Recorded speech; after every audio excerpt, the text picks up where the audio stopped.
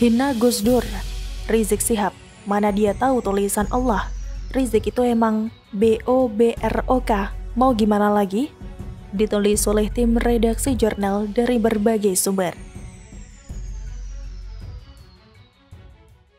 Sebuah video lawas ceramah Habib Rizik Syihab mengajak mendiang ulama sekaligus mantan Presiden Republik Indonesia, Kiai Haji Abdurrahman Wahid atau Gus Dur, viral di media sosial.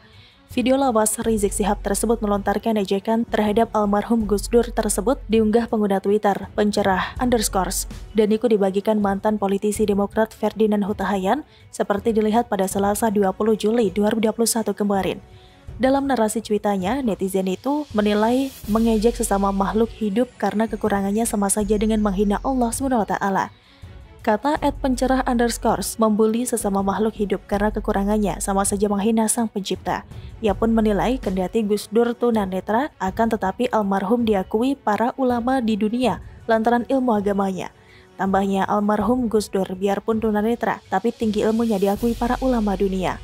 Lantaran mengejek Gus Dur, netizen itu pun menyebut Habib Rizik Syihab meskipun mengaku keturunan Nabi namun memiliki sifat IBLIS. Katanya ngaku keturunan Nabi tapi bersifat IBLIS. Selain itu, netizen tersebut juga mengatakan bahwa Nabi Muhammad SAW tidak pernah mengajarkan umatnya untuk menghina sesama makhluk ciptaan Allah SWT. Dilihat dari video tersebut, tampak Habib Rizik Syihab berdiri sambil menyampaikan ceramahnya di hadapan sejumlah jemaah. Ia pun lantas mengejek Gus Dur dengan menyebut almarhum tidak bisa mengetahui atau melihat tulisan Allah. Kata Rizik, "Ya Allah, dia datang, dia tanya Gus Dur, Gus ini tulisan Allah bukan?" Mana dia tahu? Dia tanya Gus Dur, ini tulisan Allah bukan? Gus Dur bisa tahu gak? Salah nanya. Tidak hanya itu, Habib Rizik juga mengajak Gus Dur dengan menyinggung penyanyi dangdut kenamaan Inul Daratista. Menurut Rizik Syihab, apabila Inul goyang ngebor sambil BUGIL di depan Gus Dur, maka ulama tersebut tidak akan berdosa. Katanya juga, saudara gak usah kaget kalau Gus Dur kita maklumi. Andai kata Inul goyang ngebor tanpa pakaian, BUGIL depan Gus Dur gak dosa.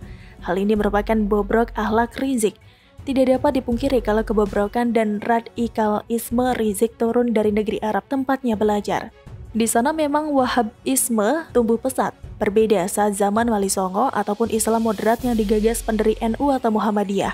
Faktanya, Wahabisme sumber keonaran dunia. Di dalam negeri sendiri membungkam ulama yang berseberangan pendapat dengan mereka, tidak hanya ulama. Sepertinya semua yang berseberangan dengannya pasti dibungkamnya. Seperti halnya kasus Ahok yang terus digoreng oleh Rizik dan gerombolannya. Seakan permintaan maaf Ahok saja tidak cukup.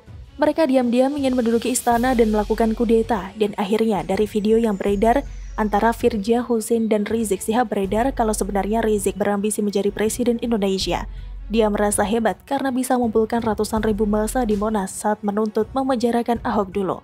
Tapi sebenarnya lega dengan adanya Firza ini. Nyatanya banyak lelaki hebat yang justru jatuh saat berhadapan dengan wanita, contohnya Rizik ini. Saya bersyukur lantaran kasus perzinahannya dengan Firza yang saat ini diusut polisi membuatnya tidak berani kembali ke Indonesia. Rizik kembali ke negara nenek moyangnya Arab Saudi dan saya rasa dia pantas berada di sana. Tidak usah pulang ke Indonesia yang menjunjung kemajemukan. Jadi melihat rekam jejak itu memang gak beres nih orang, beserta ormas-ormasnya juga gak beres. Wajar bila kemudian banyak pihak yang ingin ormas selarang itu dibubarkan. Karena kelakuan mereka sudah melenceng jauh dari perilaku terpuji, tapi terus-terusan mengatasnamakan Islam. Di antaranya, yang paling hendak kelompok ini dibubarkan adalah mantan Presiden Republik Indonesia keempat, Gus Dur.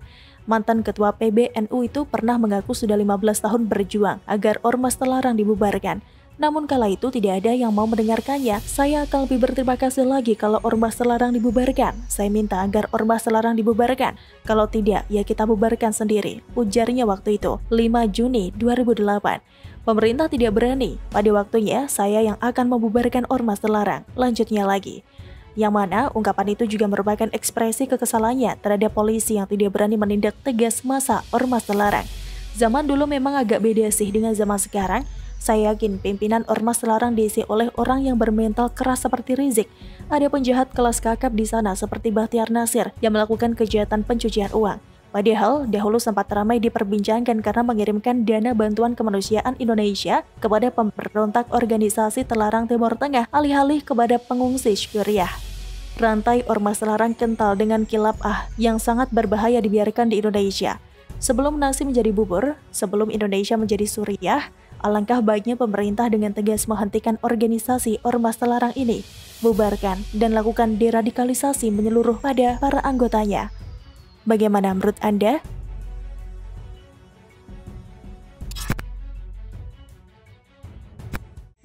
Panas, elit kadrun Amin Rais dan Rizik berseteru, Partai Umat terancam kuram. Ditulis oleh Ferry Patli dari siwar.com. Pasca Prabowo kalah di Pilpres 2019 lalu, serangan yang dilancarkan oleh Amin Rais kepada Jokowi sudah sedikit berkurang. Ia sekarang malah sibuk ngurusin partainya yang baru, yakni Partai Umat, yang mana partai itu akan menjadi kendaraannya untuk bertarung di Pilpres 2024 mendatang. Kalau dulu, saat ia masih menjadi pendukung Prabowo, kritik Amin Rais kepada Jokowi sudah bukan merupakan kritik biasa lagi, tapi sudah mengarah ke ujaran kebencian. Ia pernah mengatakan mantan wali kota Solo itu bebek LUMPUH. Kemudian, Jokowi juga pernah dikatakannya seperti Yusuf Estrada, mantan presiden Filipina yang GAGAL yang terpilih jadi presiden karena kepopulerannya. Padahal, kalau dilihat dari rekam jejaknya, Jokowi tentu tidak seperti aktor yang akrab dipanggil Erap itu. Sebelumnya, ia sudah teruji jadi wali kota dan gubernur. Dan Jokowi terkenal juga bukan karena main sinetron atau film, tapi karena kebijakannya. Seperti berhasil mengubah kota Solo menjadi kota pariwisata, budaya, dan batik. Serta berhasil merelokasi PKL tanpa kekerasan. Termasuk juga program Kartu Indonesia Sehat atau KIS, Kartu Indonesia Pintar atau KIP, dan Kartu Keluarga Sejahtera atau KKS yang saat ini begitu populer di masyarakat. Itu merupakan program Jokowi saat masih menjadi gubernur DKI Jakarta. Artinya, ia memang sudah teruji dalam memimpin dan menjalankan roda pemerintahan. Di samping itu tentu masih banyak lagi yang ia lakukan yang secara tidak langsung membantah pernyataan Amin Rais tersebut. Termasuk juga serangan Wan Amin yang paling ngeri-ngeri sedap. Ia pernah mengatakan parpol pengusung Jokowi adalah parpol SETAN.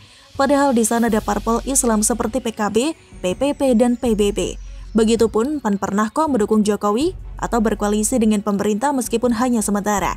Pertanyaannya, apakah PAN juga partai SETAN? Kalau juga partai SETAN berarti Amin Rais adalah mbahnya SETAN dong. Karena dia yang turut mendirikan partai itu, hehehe. Nah, kalau sekarang Amin lagi sibuk dengan partai umatnya, seperti apa perkembangan partai itu? Menurut hemat penulis sih biasa-biasa saja, bahkan bisa dibilang stagnan. Karena di tempat penulis sendiri saja, partai ini lagi nyari ketua DPD kabupaten dan sampai sekarang belum ketemu. Itu artinya apa? Peminatnya nyaris tidak ada. Jadi ketua DPD saja orang gak mau, bagaimana mau punya banyak pemilih? Sebenarnya partai ini mau mengais ceruk suara kelompok 212 yang konon katanya berjumlah 7 juta jiwa itu. Seperti yang disampaikan oleh loyalis Amin Rais, Agung Mozin, bahwa logo Partai Umat senafas dengan semangat perjuangan Rizik. Bahkan peluncuran logo itu pun dilakukan bersama dengan kepulangan Rizik ke tanah air. Maka oleh sebab itu, Partai Umat menyambut kedatangan Rizik dengan penuh kegembiraan dan rasa syukur yang diwujudkan dengan peluncuran simbol partai yang sinkron dan senafas dengan perjuangan HRS, yaitu melawan kezaliman dan menegakkan keadilan, ujar Mozin kala itu, 9 November 2020. Amin juga menemui Rizik pasca ia tiba di tanah air yang tidak lain tidak bukan dengan harapan Bang Thoyib yang baru pulang dari pelarian itu bisa masuk Partai Umat. Karena kalau bukan dari kelompok kadrun, Partai Umat tidak akan punya basis massa loh. Kelompok Muhammadiyah sudah cenderung ke PAN, NU jelas merupakan basis massa PPP dan PKB. Kelompok Liko dan lembaga dakwah kampus sudah menjadi milik PKS. Jadi bisa dibilang jika tidak ada dukungan dari kelompok 212, Partai Umat hanya butiran debu. Namun sepertinya harapan Amin untuk menjadikan PA212 sebagai alat politiknya itu sirna sudah. Pasalnya baru-baru ini ia berseteru dengan Rizik. Hal itu berawal dari temuan Amin Rais DKK terkait peristiwa Laskar Ormas Selarang oleh aparat kepolisian beberapa waktu yang lalu. Bahwa menurut Amin Rais berdasarkan fakta yang ada, yang sumber informasinya berasal dari sumber Premier, tidak ada pelanggaran HAM berat terkait peristiwa itu. Jadi teman-teman TNI dari 3 angkatan dan teman-teman Polri, Anda memang tidak terlibat, baik skenario apalagi pelaksanaan. Jadi kita bangga, alhamdulillah tulang punggung keamanan bangsa yang namanya Polri dan tulang punggung pertahanan yang namanya TNI itu tidak terlibat sama sekali, ujar Amin, membantah tuduhan yang selama ini dilancarkan oleh kaum kadrun bahwa insiden terhadap 6 Laskar Ormas Selarang itu merupakan pelanggaran HAM berat. Tidak pelak, Rizik pun langsung berang dengan pernyataan Wan Amin tersebut. Ia mengatakan pernyataan politisi senior itu sangat blunder dan Rizik menolaknya dengan keras. Bahkan, Rizik juga menuding pernyataan Amin itu dapat merugikan laskar ormas terlarang yang meninggal dunia, serta sebaliknya menguntungkan pemerintah dan aparat kepolisian. Terakhir, Rizik tetap ngotot dengan praduganya sendiri bahwa penembakan terhadap laskar ormas terlarang itu merupakan pelanggaran HAM berat yang melibatkan TNI, Polri, dan BIN. Sekarang tinggal menunggu lagi saja kapan Amin akan melancarkan serangan balik kepada mantan teman dekat Firza Husein itu. Dan bisa saja nanti dia juga mengatakan Rizik adalah bebek lumpuh, karena memang saat ini lagi lumpuh di dalam penjara. Hehehe. Dengan demikian, perseteruan antar elit kadrun ini tentunya akan semakin seru ke depannya untuk ditonton. Bagaimana menurut Anda?